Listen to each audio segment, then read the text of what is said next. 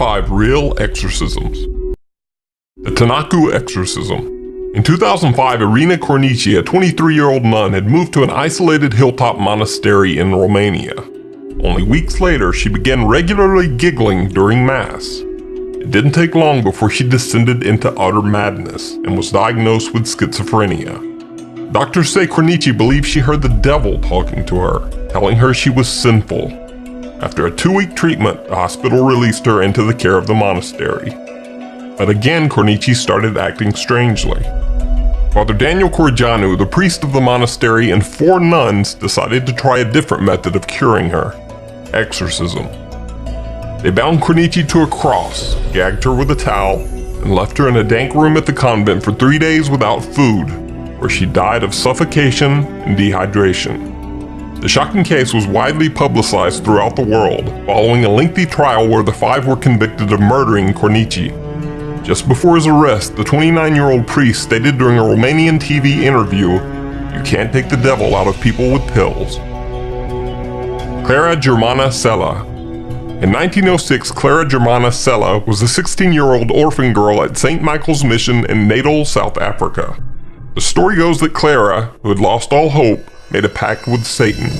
She soon began exhibiting odd behavior. She spoke and understood languages that were previously unknown to her, and she demonstrated clairvoyance by revealing strangers' most intimate secrets. According to witnesses, Clara could not touch blessed objects. She also had extraordinary strength, often beating up nuns who tried to restrain her. Allegedly, during several exorcisms, she levitated 5 feet in the air, tried to strangle one of the priests, and cried out like a savage beast before finally the demon was forced out and the girl was healed. Anna Eklund. In 1908, Anna Eklund was only 14 years old when she began showing signs of demonic possession after her caretakers reportedly cursed her by slipping magical herbs into her food. She would speak in tongues and in strange guttural voices. It is said that she would levitate and even cling to the walls of her bedroom.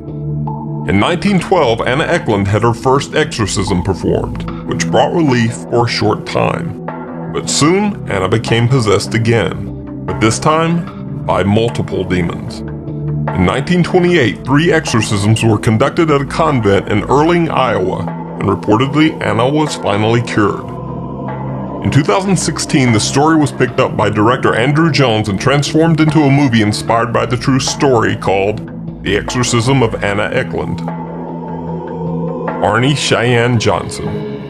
In 1981, the trial of Arnie Cheyenne Johnson, also known as the Devil Made Me Do It case, became the first known court case in the United States in which the defense pleaded not guilty by reason of demonic possession.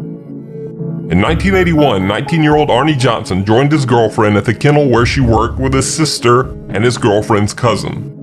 Alan Bono, Johnson's landlord, came to bring the group lunch. Bono was heavily intoxicated when he started an argument with Arnie Johnson. Johnson, then growling like an animal, drew a 5-inch pocket knife and stabbed Bono repeatedly. Bono died several hours later, and Johnson was arrested. The day after the murder, the famous self-described demonologist couple Ed and Lorraine Warren, whom you may know from the Conjuring movies, told police that Johnson was possessed when the crime was committed. You see, Arnie Johnson had been present during one of the Warrens' exorcism rituals when the demon that possessed an 11-year-old boy fled the child's body to take up residence within Johnson. It was only months later that Johnson brutally murdered his landlord. Arnie Johnson's defense lawyer argued in court that he was possessed by a demon at the time of the crime, but the judge ruled that such a defense could never be proven. Annalise Michel.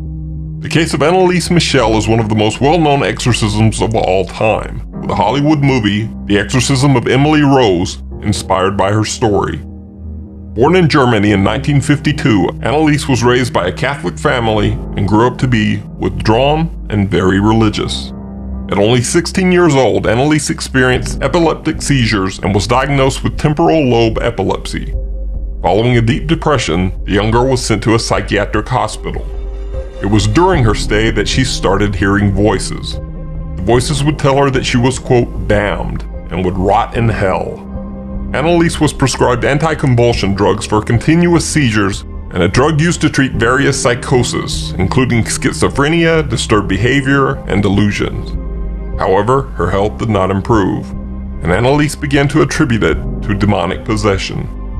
At 20 years old, she complained about seeing, quote, devil faces, and became intolerant of sacred places and objects. Convinced that her problems were not medical, Annalise left the psychiatric hospital and went to San Damiano, a church near Assisi, Italy. Unfortunately, the Catholic girl soon worsened physically and displayed aggression and self-injury. She even began to drink her own urine and eat insects. Convinced that she was possessed, her family appealed for an exorcism. Though the appeal was rejected at first, 2 priests finally got permission from the local bishop in 1975.